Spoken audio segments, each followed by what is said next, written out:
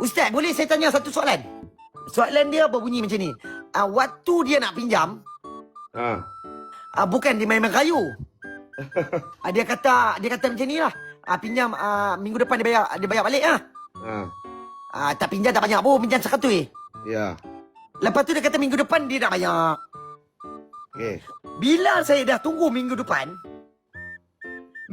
saya tengok story dia dekat mana tau?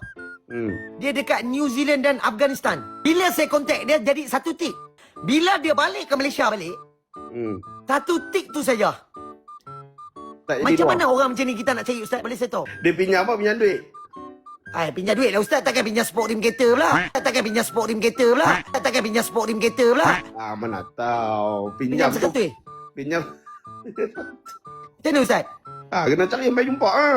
Kena cari sampai jumpa. Lah ni saya ada masalah. Okey, saya nak pinjam Ustaz 100 boleh? Boleh.